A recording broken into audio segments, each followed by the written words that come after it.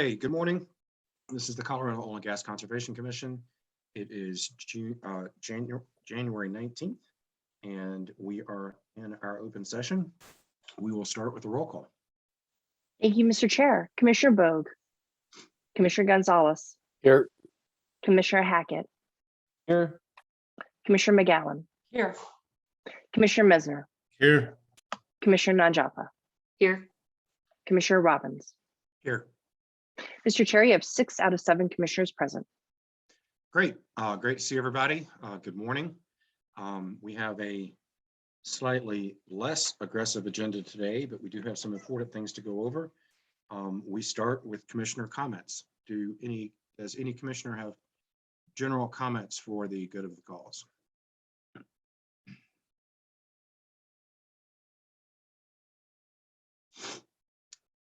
All right, seeing none, that is fine.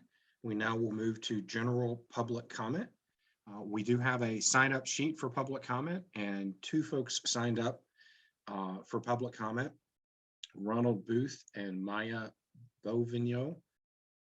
And then we had a written public comment submitted by Carlos Canto.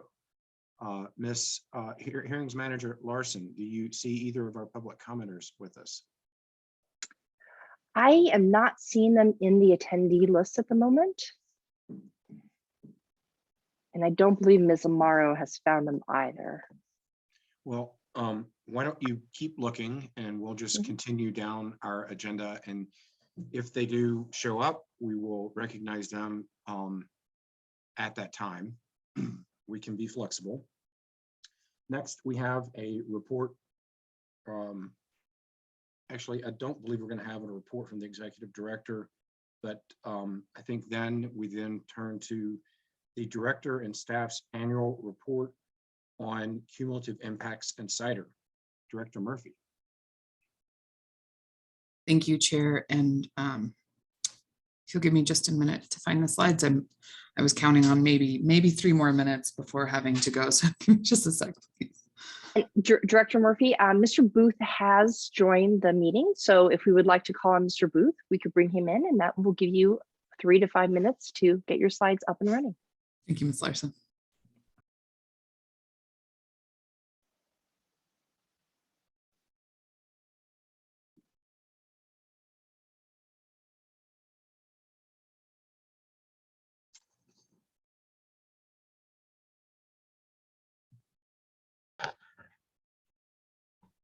Good morning. How are we doing this morning? Good morning, Mr. Booth. We recognize you for public comment. We generally allocate around 3 minutes, so we look forward to hearing from you. Thank you.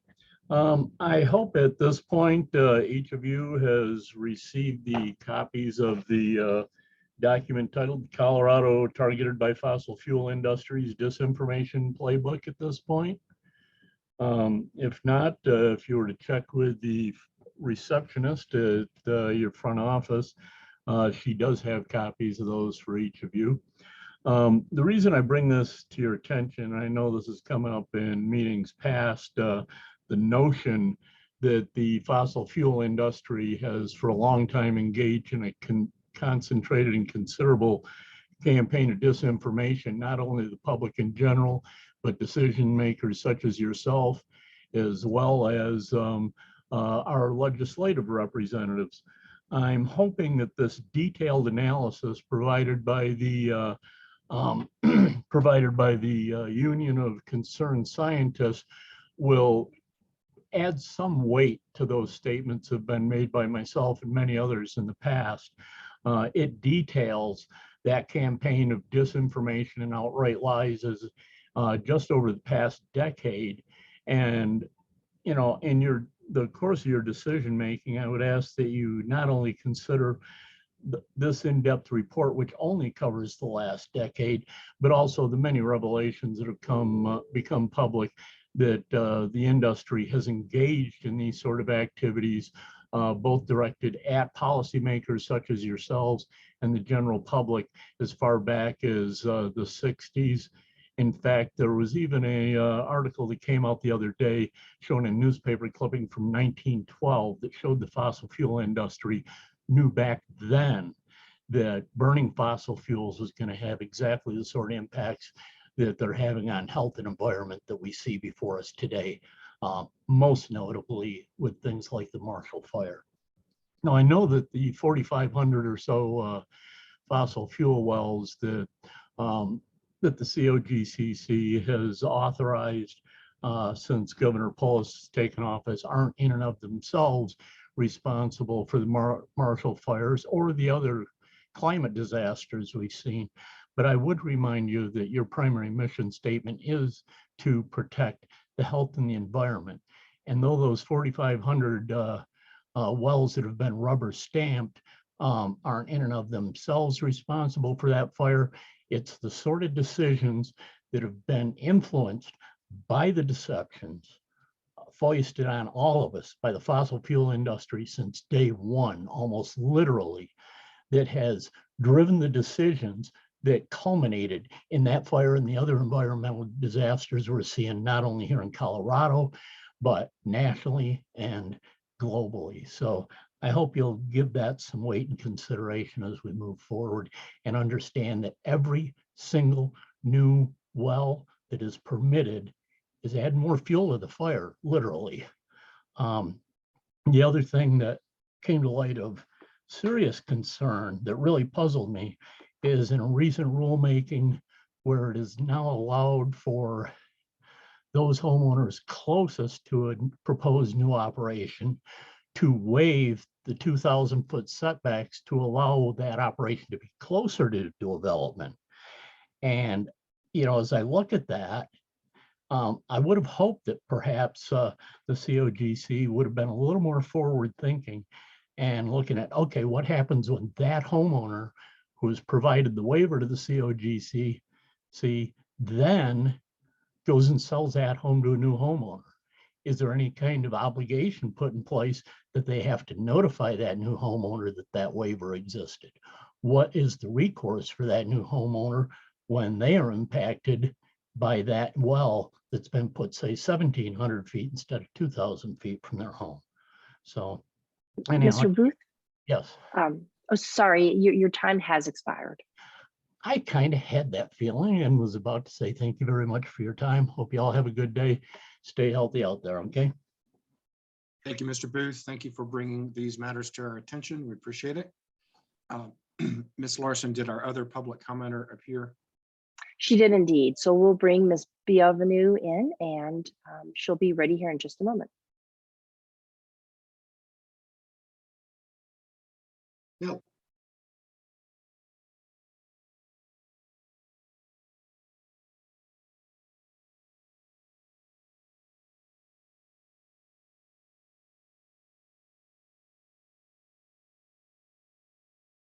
Hello, thank you very much, commissioners, for listening to our public comment today. I just wanted to pop in and talk a little bit about the 2,000-foot setback exemptions as well, because obviously we are in the midst of a climate crisis. We all live in Colorado here, and we all are aware of the Marshall fires that recently hit hard on a huge portion of our community. I, as a youth, worry every day about what my future is going to be looking like. If today already we are facing the adverse impacts of climate change this hard, I am a skier personally, and I've seen just over the past 5 years dramatic changes in the snowpack. I live in Nederland, Colorado, which is a beautiful mountain town where normally we would get snowfall, like that would last the entire winter season. And this year we've had more days in the 50s than we've had days of snow. So that literally gives me shivers right now just thinking about it, because I know that it's a huge portion of our economy, of our livelihoods, of our happiness as Colorado citizens, is our environment. And on the note of the 2,000-foot setbacks, I think the COGCC has a very important and powerful role in determining to what extent we will be facing the climate crisis in the future. And right now, especially with SB 19181, you have the power to take regulation of oil and gas to the next step. And not only do you have the power, but I think you have the responsibility to do that. And to me, this means stepping up to the oil and gas industry and saying no when they ask for these exemptions to the rules, the laws that are in place to protect the health and safety of the environment and people. I just ask you to connect to your humanity and listen to your heart. Look at your children, look at your grandchildren, and ask yourself what kind of world I'm leaving behind for them. Thank you. Thank you for being with us and taking time out of your day to present. We appreciate it. Okay, Ms. Larson, that takes care of public comment, I believe. And we will now return to the director and staff's annual report on cumulative impacts in cider. Director Murphy.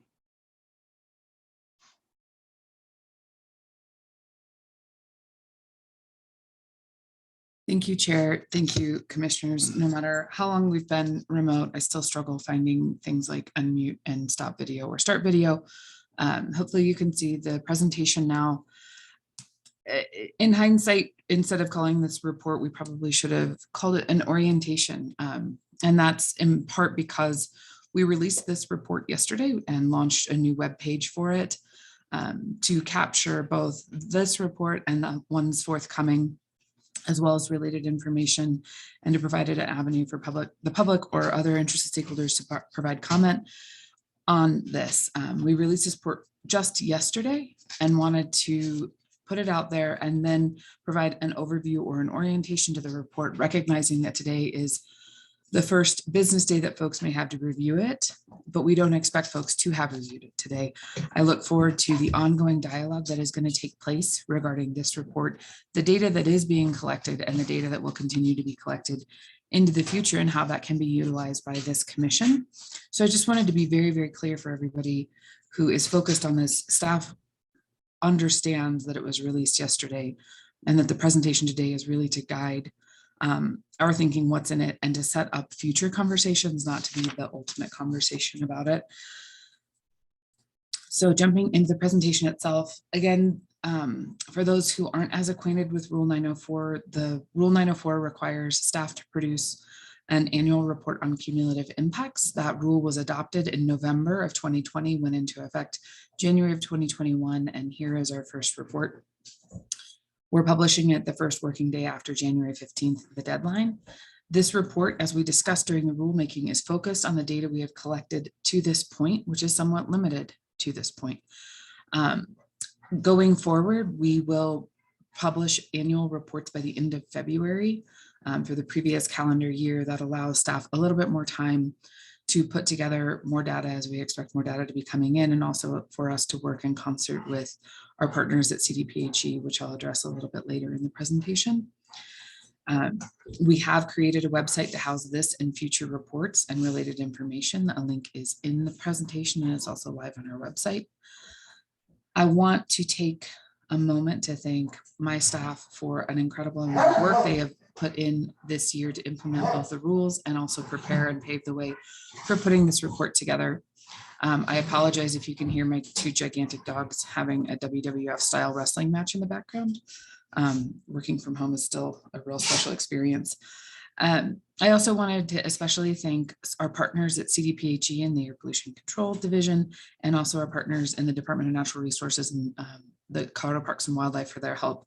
Sean Hackett, Robin Willey, Gordon Pierce, Taylor Elm, and Brandon Moret were integral to providing input into this report. And I look forward to continuing to partner with both of those organizations and hopefully those individuals going forward. This report also would not have been possible without the work and contribution of Sarah Bartlett, who we hired on to create kind of additional capacity.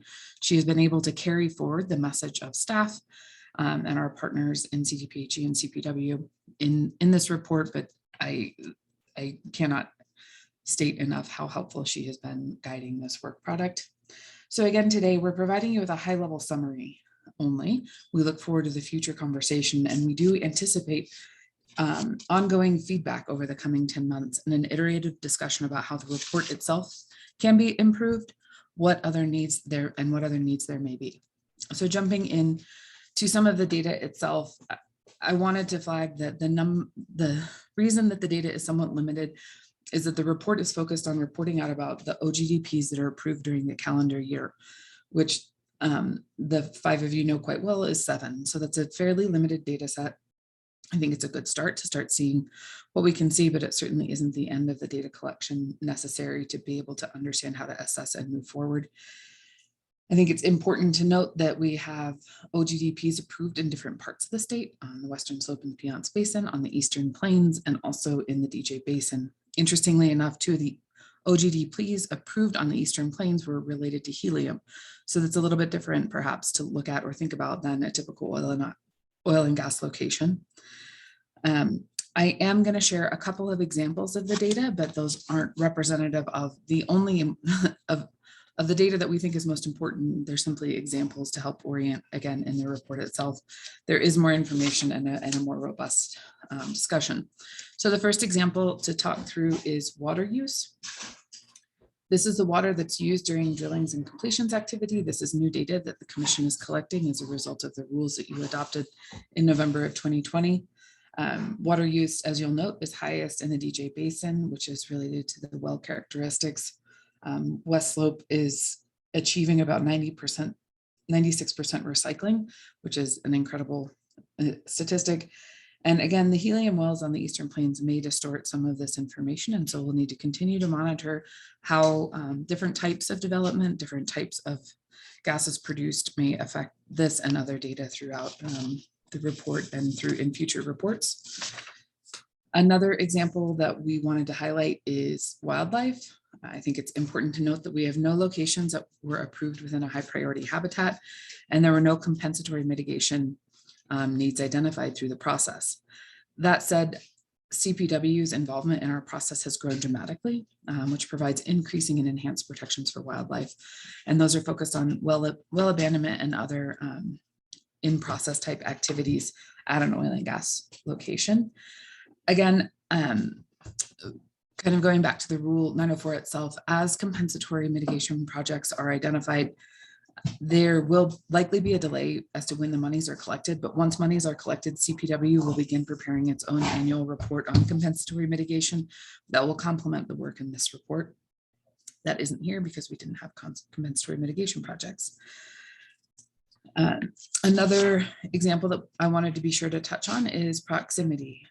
We had no OGDPs with locations within 1 mile of school facilities, childcare centers, or high occupancy building units.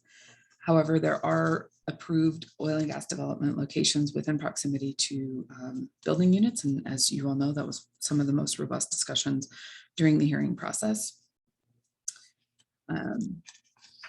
I think this is one of the most interesting slides, right? And it's really starting to look at what is the overall impact, increase or reduction based on specific pieces. I think this is really the culmination of the beneficial impact section of the Form 2B, or the cumulative impacts data collection tool that was developed by our staff. And you'll see, I think that, again, we have 7 data points, so it's not the most robust data set at this point in time, but it's interesting to start to look and see what we're seeing in the DJ Basin, on the Eastern Plains, on the West Slope, and then overall across the state. What does that mean and how does it work? And I think this type of graphic and this type of data will continue to be particularly helpful or interesting as we move forward and understand the work that we are doing, the work that industry is doing, and how we can partner to minimize impacts. I think if we look at the net location count, I think that that's a particularly important data set because it shows the consolidation of facilities and the reduction of locations given the increasing well counts and well pads, but overall returning land to uses for the surface owner. Again, we're interested to see what else this data may tell us in the future. Now we're going to turn to the area where I have the least amount of expertise, and I'm most grateful for the leadership at APCD which is the air quality arena. And we worked closely during our rulemaking to identify those pieces of information that would be beneficial for our commissioners to understand, and also were already being prepared by our partners at APCD. So again, a huge thank you to Sean, Gordon, and Robin for their work. I'll touch on this very, very briefly, but if you want to have dialogue about this, I'll probably either need to call on either Sarah or Sean, or we can set up a future conversation about this. I know we have a pretty tight agenda, and I really hope we set time for people to read this, digest it, pick it up, read it again, digest it, and then come back and really have dialogue about it. I know there's a lot going on right now. But to support the greenhouse gas roadmap, CDPHE published their biannual report to the legislature, which is a comprehensive look at the numerous actions they are taking. One of the actions taken was the Aqcc 2021 Oil and Gas Rulemaking, which was held this past December, and we had an update from Robin Willey, I think last week. The days are blending together a bit. As part of this rulemaking, Aqcc also adopted their own rule that's similar to our Rule 904 cumulative impacts reporting requirement that requires APC to report on various items to both the Air Quality Control Commission and our commission. We expect our future cumulative impact reports to integrate with the various APCD reports and provide a more comprehensive look at the issue across our two divisions and across our two departments. As it relates to the Reg 7 oil emission inventory reports required by CDPHE or APCD, over 100 operators submitted these reports. And to avoid confusion with other inventory projects, such as the greenhouse gas inventory, APCD refers to these as their oil and gas annual emissions reporting program. APCD is still working through the data received. It's a huge volume. And we plan on looking at how the emissions reported in the OGDPs to us compared to the actual emissions received on this inventory, but we need to make sure that we're working on syncing up our understanding of the data and the data reporting, and that's another piece of Sarah's work as it relates to the work between our two organizations. This continues to be an important discussion point with us and our partners at APCD. The report also shares a couple of updates around ozone planning, reclassification, the Weld County boundary change, and a summary of Mr. Pierce's report to you, the commissioners, from earlier this fall. So there's a robust amount of air quality data in the report that I think is helpful to understand the entire landscape of regulatory actions being taken in Colorado to address air emissions on a number of fronts. And we're grateful for the work of our partners at APCD and continuing to complement that work here at the commission. Turning now to one of the most interesting components of Rule 904, which requires a reporting out about innovative technologies and reports, really focusing on best management practices, other information or data that's being gathered across the organization. I think we have an incredibly involved group of stakeholders that continue to submit reports to us, and we wanted to formalize a methodology to receive that information. And so that, again, is part of why we've built a web page to house both these cumulative impact reports, related information, and then provide an avenue for people to submit information to us. There are so many ways in which the industry is evolving, as well as our state's understanding of impacts related to oil and gas development. So we're working on ways that we can stay engaged and informed of these evolutions and understandings. We reviewed best management practices included in the OGDPs and highlighted a few that we see becoming more widely adopted. With the inclusion of beneficial impacts in the new Form 2B, a new measure employed is the plugging and abandonment and subsequent reclamation of older locations within the DSU or the wellbore spacing unit, which is something that we can start to track now and see how that is changing over time. And again, if we go back to that first slide with the different bar graphs, that's a reflection of understanding not only what is coming, but what has been returned to the surface owner. Again, we're continuing to work with APCD on a number of initiatives through the Martinez-Irwin Fund. We funded a couple of flyovers and additional air quality monitoring, which will be covered in this report, or is addressed as a new report in this report. Sorry for the duplicative words. And we are also aware of other reports that are expected in 2022. And so we will continue to be reporting out about what sources of information are coming, how things are changing, how understandings are evolving. So I think that this can continue to be a growing resource for commissioners, for industry, for stakeholders to understand where evolution is occurring. Again, and I've talked about it multiple times throughout this morning, but public input is an important component of our work in everything that we do, and especially in this arena. So we have created a link for the public to submit information to the staff for consideration. We also, note that next week might be a great time to receive public comment on this report and how it can continue to improve. This again is our first draft, and we look forward to iterating to meet the needs of the commissioners with it. I think it would also be appropriate to, have a very focused ask for public comment or stakeholder input on this topic later in the fall. And the reason I say later in the fall is it lets us all understand what the next six months or so mean, collect some more data, and then think about what we want a report to look like in February of 2023. We'll need to get pieces in place to accomplish that vision before December, really.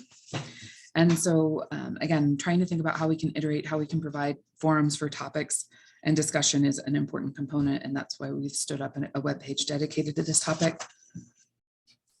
And I think another very important component of this report is how does it evolve? And that to me is a decision by the 5 of you directing staff to include more or different information. I think that the rules require the baseline level information that will be included in the report. And with the direction of the 5 of you, I see the report changing to accommodate slightly different takes on that data or capturing different data. Of course, this commission could also go into a rulemaking and adjust those requirements as appropriate. But I think that the rule as adopted provides the flexibility to the 5 of you over time to adjust this report to your needs without a formal rulemaking. And so again, if we reconvene sometime this fall to have that discussion, we'll be able to get that direction, work through it, and understand how to integrate it. And so we have an example on this slide of a type of information that isn't required by rule, but might be a helpful piece of information as we're evaluating how oil and gas impacts are changing across Colorado. And it's really looking at wells spud, which is when the drill bit hits the dirt, to wells plugged in the calendar year. And certainly tells an interesting story that we in Colorado are plugging more wells than we are drilling to date. And that's a trend that's been in place for about 6 years. About 5 years, I think 2018, 2019 was the highest well count, somewhere around 55,000 wells, and we're down under 50,000 wells as of today. So I think with that, again, this report has just very, very recently come out. We look forward to input from our partners, from our stakeholders, from the public about how it can continue to evolve after everybody's had a chance to both read and digest it. Again, I can't stress enough, thank you to the staff, to Sarah, to our partner agencies for the work going into this. I think it is the first and very important step in better understanding some of these issues and implementing the directives of Senate Bill 19-181 regarding evaluating and addressing cumulative impacts. The next report will be posted February 28th, 2023, which is not a weekend day, so it will be posted on or before that date. I would anticipate at that point in time, we would again have a staff overview and then provide opportunities for feedback on next year's report in a reasonable amount of time. With that, I would say, commissioners, I leave it to you if you want to chat briefly about this report. If you want to say, hey, Murphy, we've got way too much on our plate, let's talk in March, that's great. Really, it's up to you, but wanted to make sure that we put out to the world that this report has been posted on time, covers the appropriate information, is available, and is step one, but not the final step. And we look forward to feedback on it. Thank you, Director Murphy. I think the commission too wants to thank you and staff and thank Ms. Bartlett for delivering the report on time. I know today's the 19th and the rule called that it needed to be filed by the 15th, but if the 15th was a Saturday, then it's the next business day, which is today. So we really appreciate it. We look forward to evaluating it. I think I, as one commissioner, would probably agree that give us some time to look through it. Let's give our stakeholders time to look through it. We're starting up a fairly significant rulemaking tomorrow, and I think our plates are going to be fairly full for the next few weeks. But this is a great first step. We really appreciate the work that's been done, and we look forward to finding time to be able to dive a little deeper into it. Any other comments from commissioners?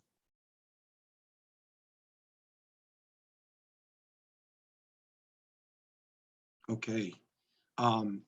Ms. Murphy, if you want to stop screen share. There you go. Okay. So at this time, we are a little bit ahead of time, but let's go ahead. The next item on our matter is the consent agenda. We had one hearing officer recommendation. We had a pooling matter for Bayswater. Did any commissioner have any questions with regard to consent agenda? Seeing none, do we have a motion to approve consent agenda? So moved. Second. We have a motion and a second. Further discussion? Seeing none, all those in favor signify by saying aye. Aye. Aye. Any opposed? Motion carries. Okay, at this time, we have three matters on enforcement. I understand that Enforcement Officer Scott Schultz is not available until 10:15. We may have Enforcement Officer Kelly Rosenberg available at this time. Would turn to Hearings Manager Amaro to let me know if that is indeed the case with regard to Miss Larson. You're still with us. Hi. I am. Ms. Rosenberg is here with us, and we can bring her in as a panelist now.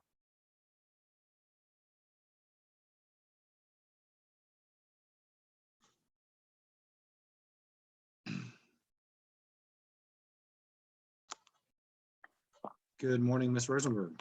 Good morning. Thank you. I'm not sure how the commission would like to proceed. I do have a presentation I could provide if you were interested. I could also just answer any questions you may have regarding the Barron's matter. I will say it was procedurally a unique matter. In addition, there could be one other counsel here in addition to the Barron's counsel, who I know he is available if you have any questions for him. Overland Resources Council may also be available and may wish to provide comment to this with regard to this matter as well. I think if you have a presentation, if you want to go ahead and, briefly walk through that, that would help set the stage for us. Sure. If any of the other attorneys desire to be heard, if they could raise their hand or otherwise chat, then we can bring them on board. Okay, and I've struggled in the past with sharing my screen. Can you tell me if you see the presentation here? We do see it. It is not in slideshow mode, so we also see your notes. All right, one moment. I don't know why I struggle. I think if you across the top, go over to slideshow. Okay, one moment. I apologize. Just give me 1 second here. No problem.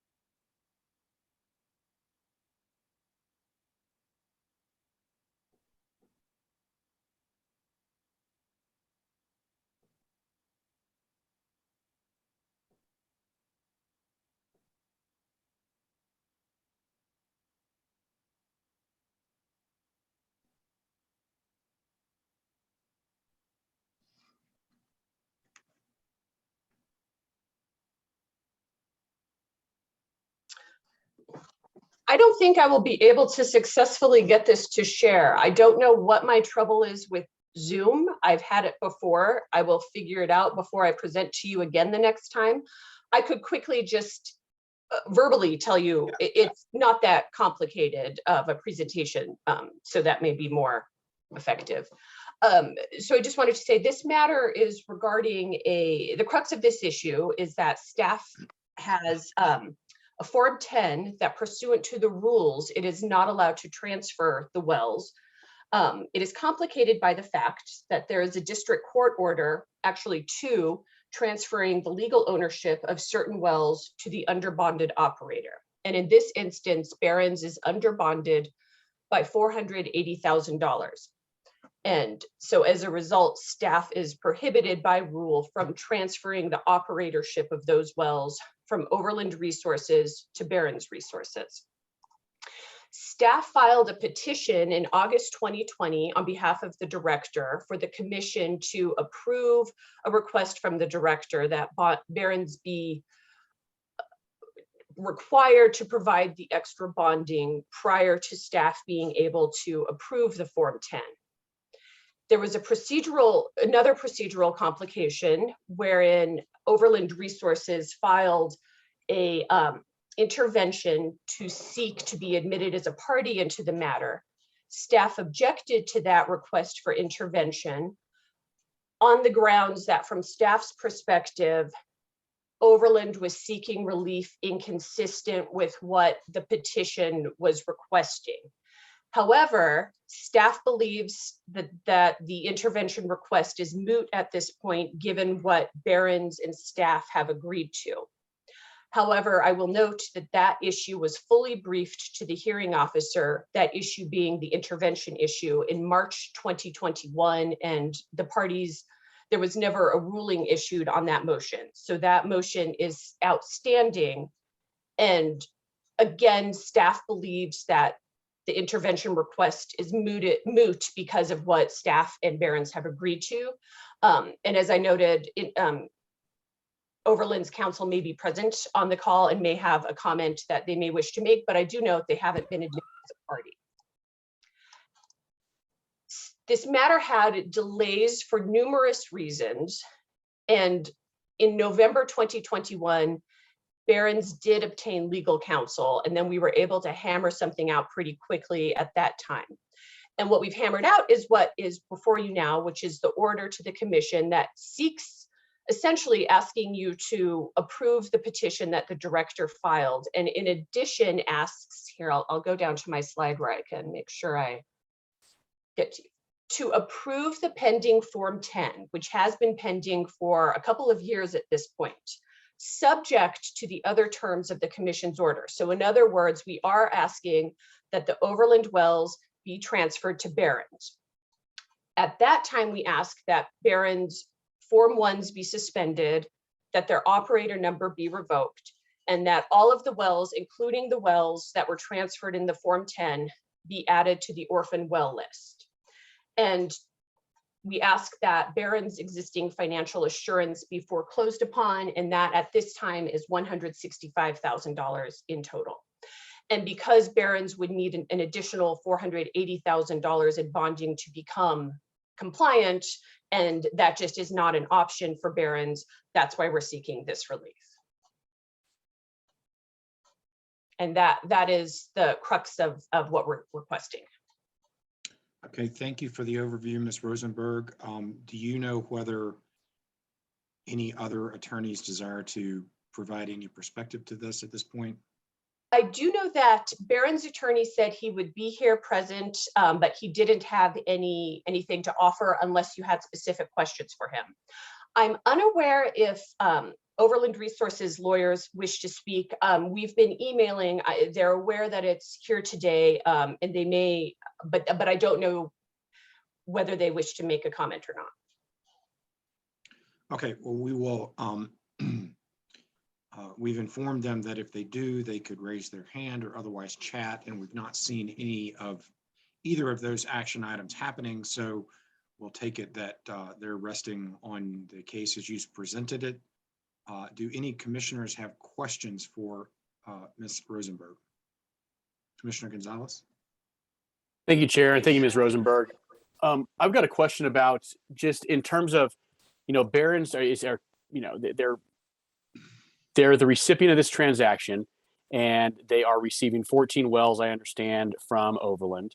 And upon receipt of these wells, they do not have the ability to ramp up their financial assurance to the appropriate level of $480,000.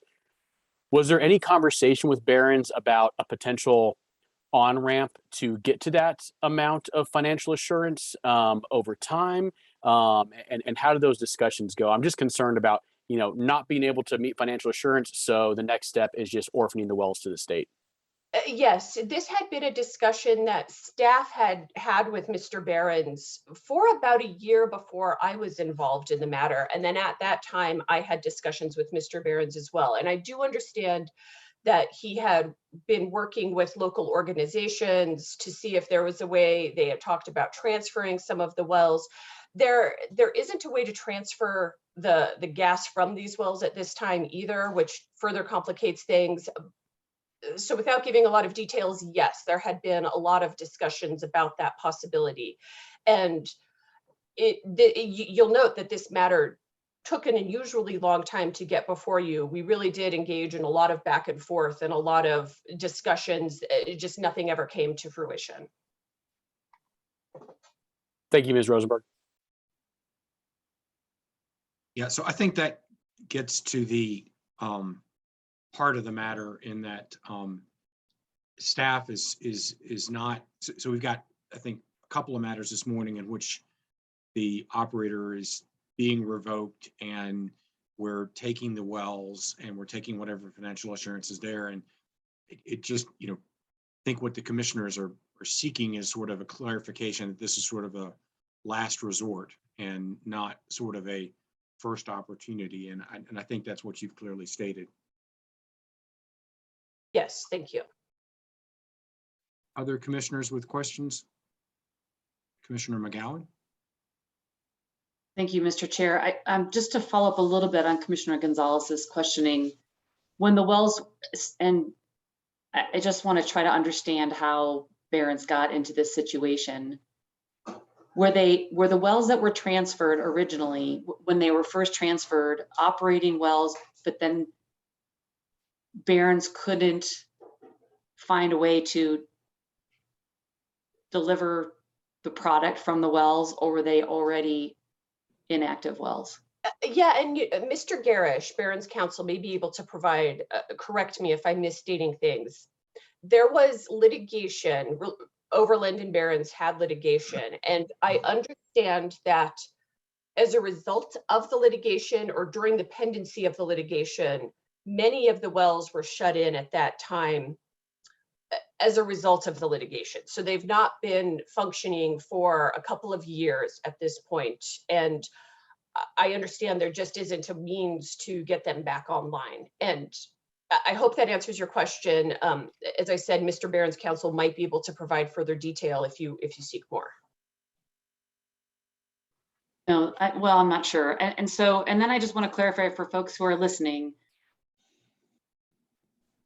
just because we decline or are unable to approve a Form 10, now a Form 9, doesn't necessarily mean that we can stop the actual legal transfer of assets. And so this is kind of an awkward situation for the commission where we're saying these assets maybe shouldn't have been transferred because the operator doesn't have the means to appropriately cover financial assurance, but it was already done, through the court system or other means. And so I just want to make that clear to folks that this is kind of a weird, awkward situation for the commission.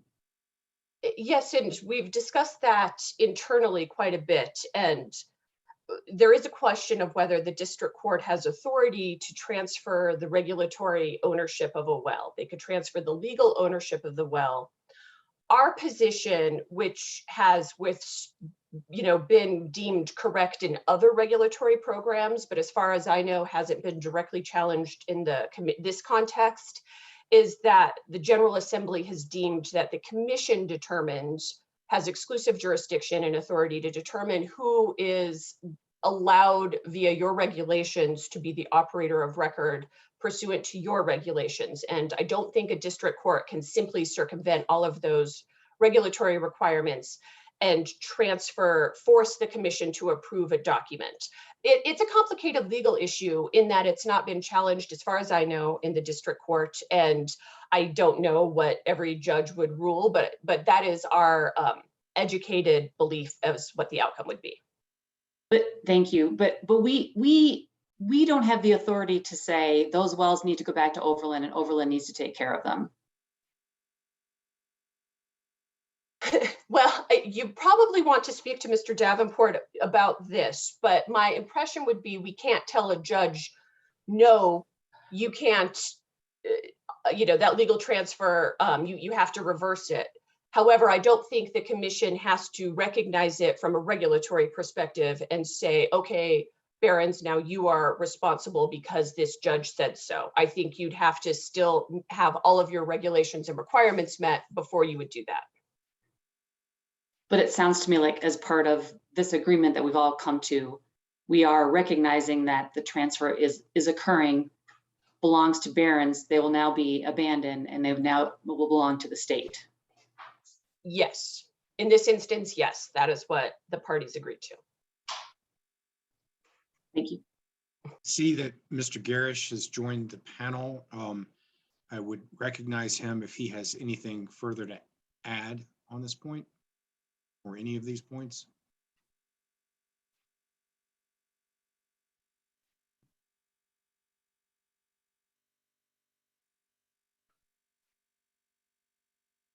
Mr. Garish, I see that you've unmuted. Are you, oh, there we go.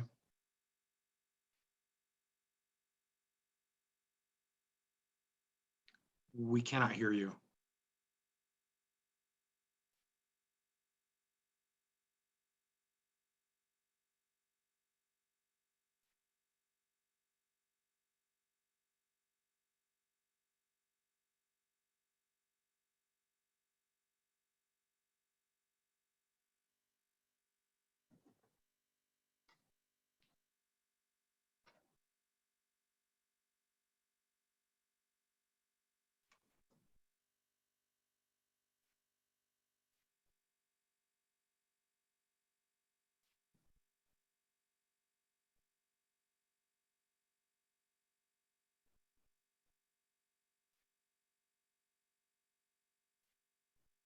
Still not hearing you.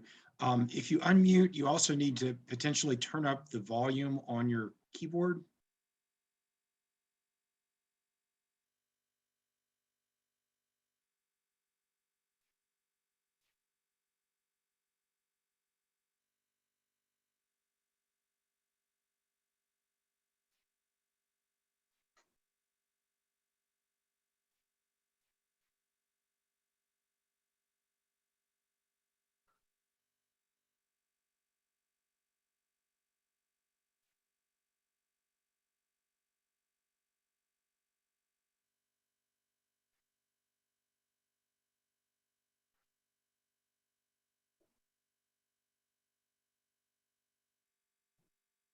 We give you an A for effort.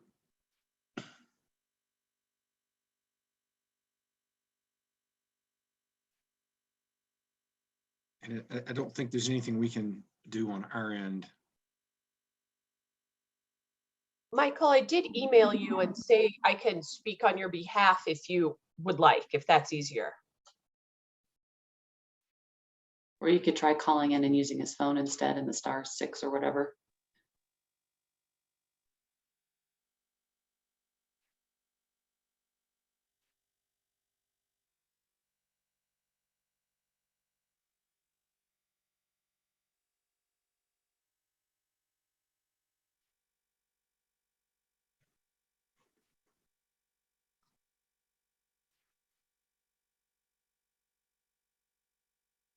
Should we take a 5-minute break and see if they can figure it out? Yeah, why don't we do this? We needed to await. Here we go. I'm sorry. Can you hear me now? Yeah, we can. Okay. I'm very, very, very sorry about that. So just to provide a little bit of background here. If you could introduce yourself, please. Oh, yes. Michael Garish. I've represented Mr. Barron's on a few smaller matters. I've gotten to know him over the years. He's a really nice guy, but you know, I was not involved in any of the litigation with Overland or anything like that. So I kind of had to learn about it after the fact. So just provide a little bit of clarity here. You know, Overland and Barron's got into executed a joint operating agreement covering all of the wells that are in question a few years back. Prior to that, Barron's was just a pumper. He went out to check well sites and he's been doing that. He's a bit old. He's past retirement age at the moment, and Overland, I think, you know, basically said, hey, do you want to join in this joint operating agreement for all these wells? And at the time, it seemed like a good idea for someone who had never been involved in operating before. So he went ahead and executed the joint operating agreements. And then they began having some accounting disputes. And then also the vast majority of the wells in question actually became shut in because there was nowhere to transport the gas after the gas gathering system, the Third Creek line, or I believe it's called that, was shut down. So most of the wells became inactive because there was nowhere to take the gas, and they were gas wells. So, and then they also had quite a few accounting disputes. So they sued each other and, you know, racked up quite a bit of money in litigation bills over what I believe was a $200,000 dispute.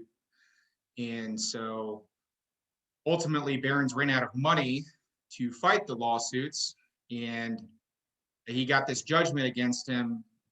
And the judgment effectively was a liability, the liability of all of these inactive wells. So it's not as if he wanted the remedy here. You know, no one wanted the liability of being the operator of these wells because there was plugging liability associated with them.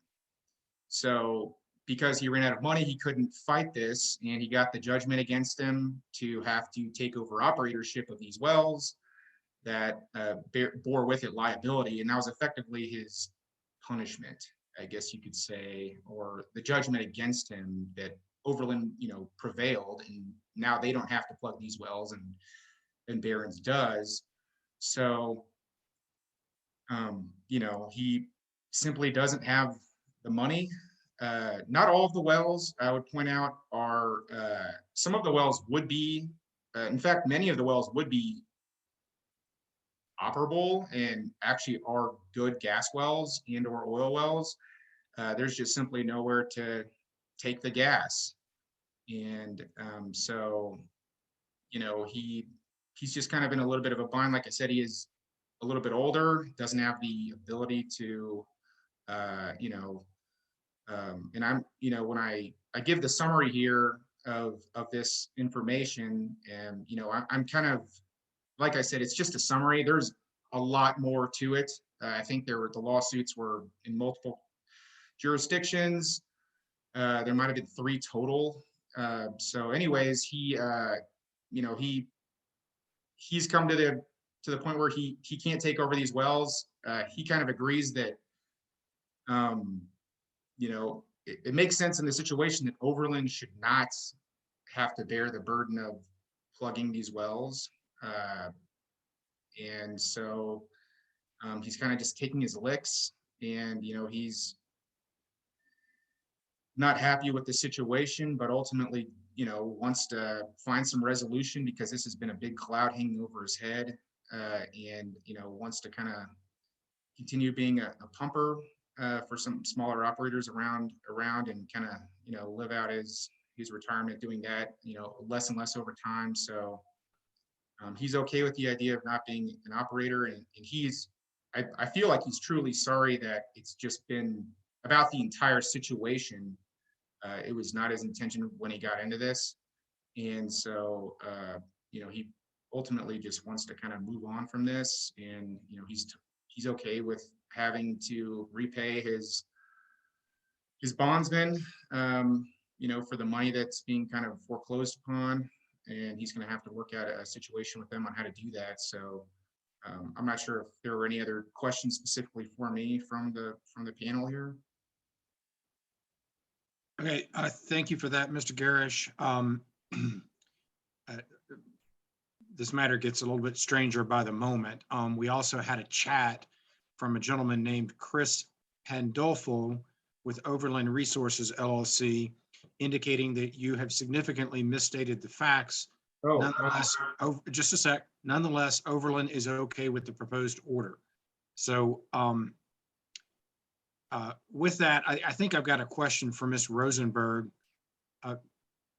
Ms. Rosenberg, irrespective of the contorted facts that may exist around this whole situation, is the proposed order in staff's perspective sort of the best and only course at this point in time for COGCC? Let's just sort of cut to the nub here. Yes, it is. Do any commissioners have further questions with regard to this matter?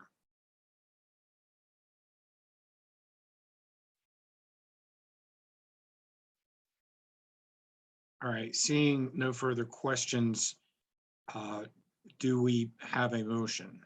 I believe the motion would be to grant the proposed order. I don't know, AAG Davenport, do you want to help us with whatever form of motion we need to be looking for? Yes, Mr. Chair, I think that if it's the commission's pleasure, the motion is to approve the proposed stipulated order finding violation. And I don't think it's necessary, but can also state the docket number to be clear. We're considering docket number 200800218. Very good. Looking to my fellow commissioners for thoughts on the motion.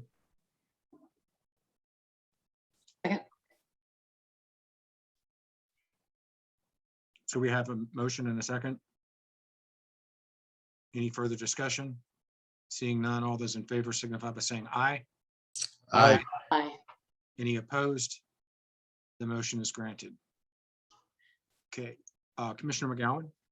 Thank you, Mr. Chair. I think this is all related to the Third Creek midstream issue, and I'm guessing we're going to see a couple more operators who are in a similar situation because they don't have wells connected to any system now. So just want to put that out there that it's kind of a terrible place for folks to be in, and this is where we're at, and I think we're going to see a couple more. Yep, thank you for that. At this time, I think we need to take about a 15-minute break to allow for hearings officer or enforcement officer Scott Schultz to be with us. So it is 10 o'clock. Let's return at 10:15. All right, welcome back, everybody. It is 10:16, so we will continue with our agenda. I see that we have enforcement officer Scott Schultz with us. Good morning, Mr. Schultz. We look forward to hearing from you on two matters. Let us know which one you plan on taking up first. Sure. Good morning, commissioners. Again, my name is Scott Schultz. Nice to see you all again. I'm an assistant attorney general representing COGCC enforcement staff in these matters. I think we'll start off with FRAM operating. My apologies for any delay. I also represent the Division of Reclamation, Mining, and Safety, and they had their Mineland Reclamation Board hearing monthly meeting this morning and today as well. So thanks for your patience. I appreciate it. But without further ado, let's jump into order finding violation presentation regarding FRAM Operating LLC. In this hearing, see if I can make it a little more presentable here. In this hearing, I'm requesting that the commission enter order finding violation 774 against the operator FRAM Operating LLC.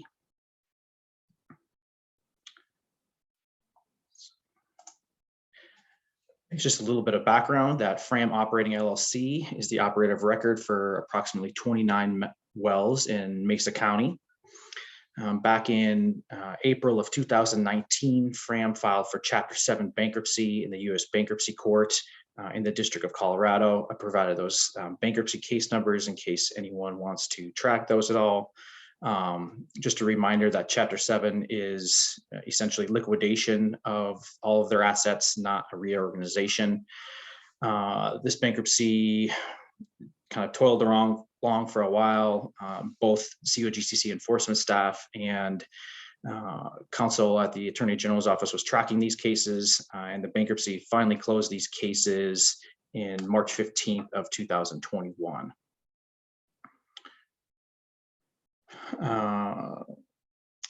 COGC staff issued 4 NOAVs to FRAM in 2020. I won't belabor you with the dates and the numbers, but here they are.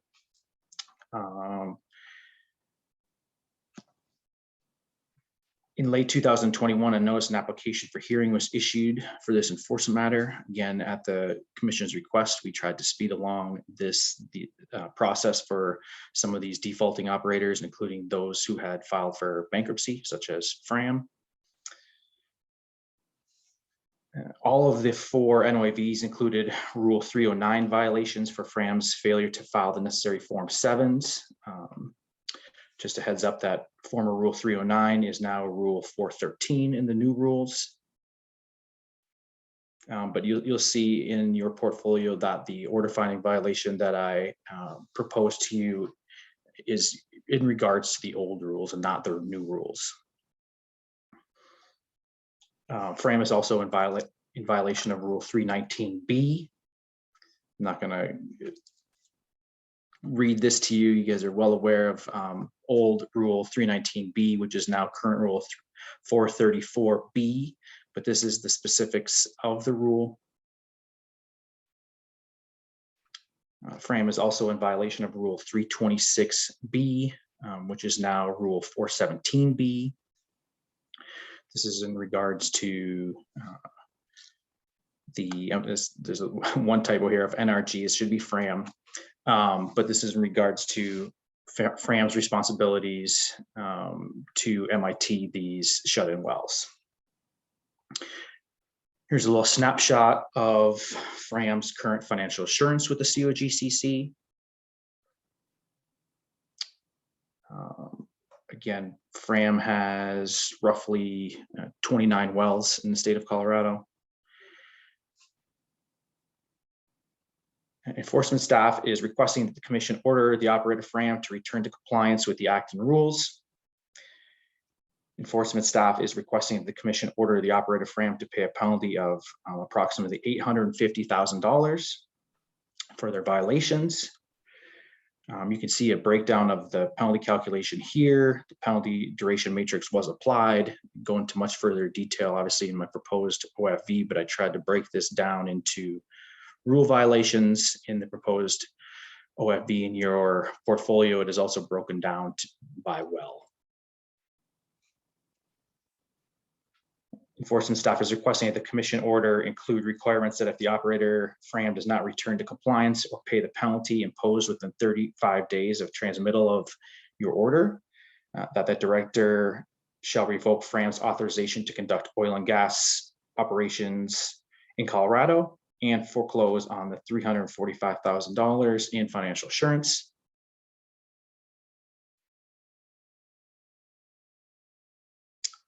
Enforcement staff is requesting that the Commission order include provisions that allow for the director to declare FRAM as well as orphaned, and investigate, prevent, monitor, or mitigate adverse environmental impacts at these wells formerly operated by FRAM. And with that, short and sweet, I'll take any questions regarding FRAM before I move into NRG, or we can take any questions at once after I do NRG as well. I think we're going to take them one at a time. That's how we've been going forward. Similar to the last matter, sort of the question from commissioners is this sort of the best case scenario for commission at this point in time, for, given this operator and the facts of where we're at, from your perspective? Yes, given that Fram filed for Chapter 7 bankruptcy, again, essentially that is liquidation. We don't see that there's any options. Again, counsel, bankruptcy counsel with the Attorney General's office carefully monitored this case to see if there was going to be any assets that would be able to be distributed to any of the creditors. We didn't see any indication of that. Again, this case is closed with really no distribution of assets. So this is really where we're at. We were, again, poking around, kicking the tires, so to speak, to see if there was going to be any sort of allocation of assets, whether we could file a claim and seek to kind of get our foot in the door on any of those. But unfortunately, there's just no assets to distribute in this case.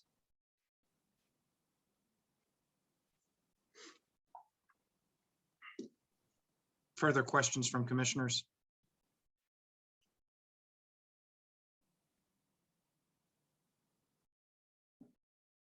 All right. Seeing no further questions, do we have a motion on the proposed order finding violation?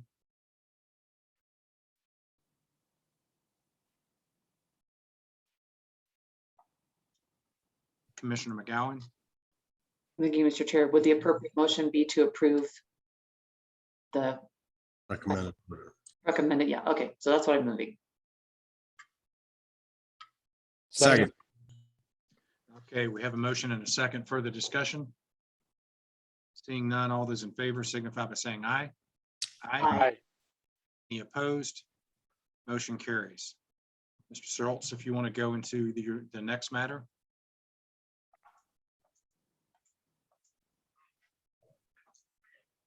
Sure thing. So this is a somewhat similar case involving Natural Resource Group, Inc.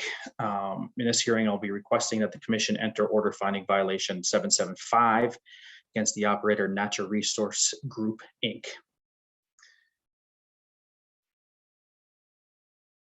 NRG is the operator of approximately 19 wells, primarily located in Adams and Broomfield counties. Very similar to Fram, and including in timing, is in April 30th, 2019, NRG filed for Chapter 11 bankruptcy in the U.S. Bankruptcy Court for the District of Colorado. A couple months later, in September of 2019, that Chapter 11 bankruptcy case was converted to a Chapter 7 bankruptcy proceeding after the trustee essentially did an analysis of what sort of assets this entity had. So it went from reorganization, Chapter 11, to essentially liquidation of Chapter 7. 3 NOAVs were issued by enforcement staff to NRG. Again, the details are here. I won't belabor the details of them for you, but you can see the wells, NOAV numbers, and the dates. Late in 2021, this matter was noticed for hearing before the commission. This was at the behest of the commission to get some of these default operators to you sooner rather than later. The NOAV violations included Rule 309, again, similar to Fram, regarding NRG's failure to file the necessary Form 7s.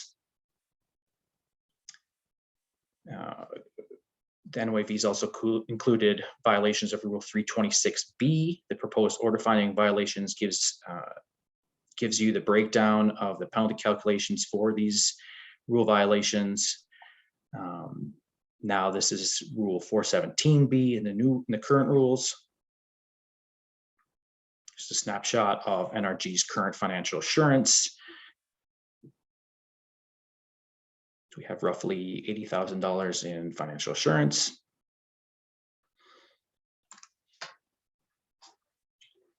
Enforcement staff is requesting that the commission order the operator NRG to return to compliance with the Act and rules. Enforcement staff is requesting that the commission order the operator NRG to pay a penalty of approximately $661,000 for the violations. See just a basic rule violation breakdown, the penalty matrix was applied. Again, it goes into more detail in the proposed OFVs in your portfolio, breaking it down again by well. Enforcement staff is requesting that the commission order include requirements that if the operator NRG does not return to compliance or pay the penalty imposed within 35 days of transmittal of the order, that the director shall revoke NRG's authorization to conduct oil and gas operations in Colorado and foreclose on their approximately $80,000 of financial assurance. And lastly, similar to FRAM and the other default hearings I've had in front of you, enforcement staff is requesting that the commission order include provisions that allow for the director to declare NRG's wells orphaned and investigate, prevent, monitor, or mitigate any adverse environmental impacts at wells that are currently being operated by NRG, but soon not to be.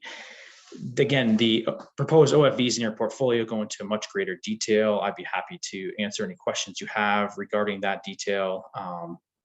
But that is it regarding this proposed order finding violation with Natural Resources Group, and happy to answer any questions you have.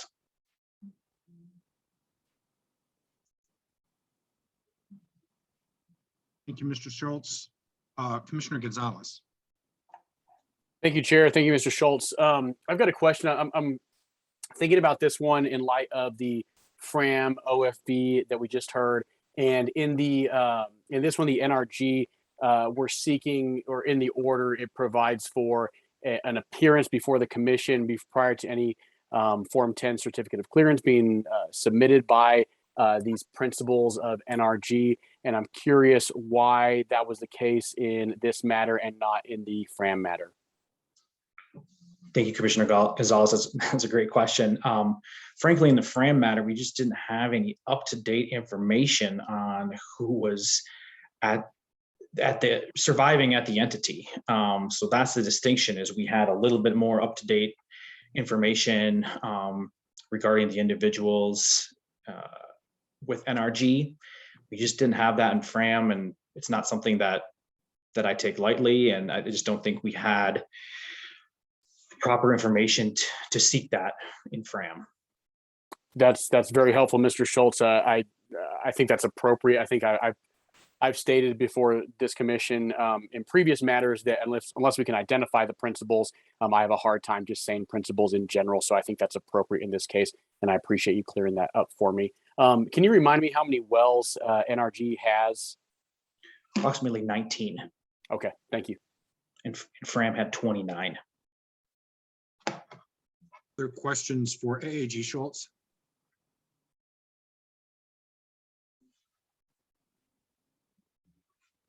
All right, seeing no further questions, I think we're looking for a similar motion. If it's the pleasure of the commission to approve the proposed order finding violation. Motion to approve the proposed order finding violation for NRG. Second. We have a motion and a second. Further discussion? All those in favor signify by saying aye. Aye. Aye. Any opposed? Motion carries. Thank you very much, AAG Schultz.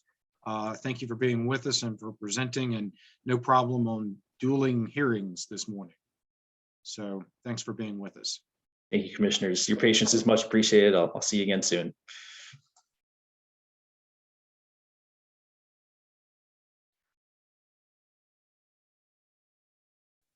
Sorry, I'm balancing muting with the fighting dogs in my living room. So apologies for that. Yes, Director Murphy and I are in a similar spot today. With that, I believe we are moving to the Karis Fiance LLC docket 2108-00131.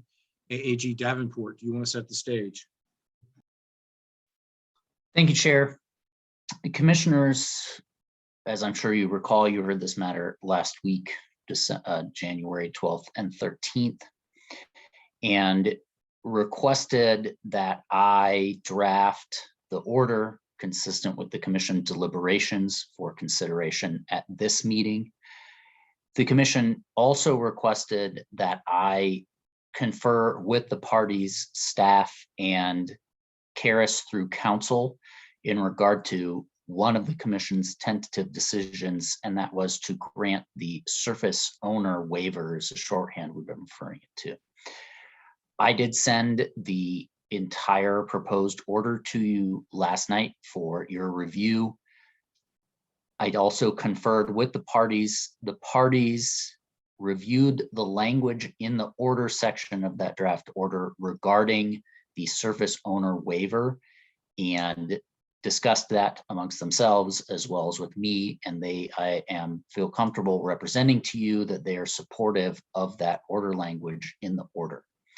So the question before you today is generally whether or not to approve that order with or without any changes that you'd like to make. I am not aware. The parties were aware that this was happening today. I'm not sure if they're here or not, or their counsel is here or not.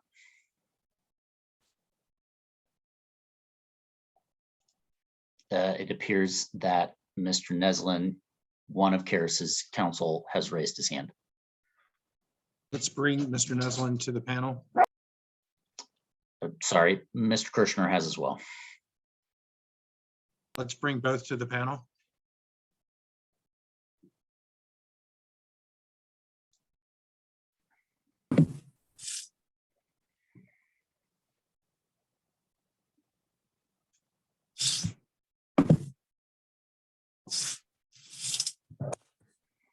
Mr. Neslin, do you have anything to add? I can confirm what Mr. Davenport just told you, that Mr. Kirshner and I both spoke to Mr. Davenport yesterday. I believe we both had an opportunity to review the order with our clients. We discussed it thoroughly among ourselves, and I believe that we and our clients both support the final order that Mr. Davenport has tendered you. Kirshner? I would agree with Mr. Davenport and Mr. Neslin. Staff did have an opportunity to review specifically the surface owner waiver language, and staff is supportive of the language as included in the final order.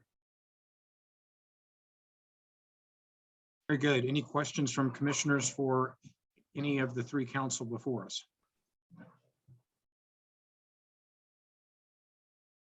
Seeing no questions, do we have a motion? I'll move approval of the recommended order. Second. Motion and a second. Any further discussion? Seeing none, all those in favor signify by saying aye. Aye. Aye. Aye. Any opposed? Motion carries.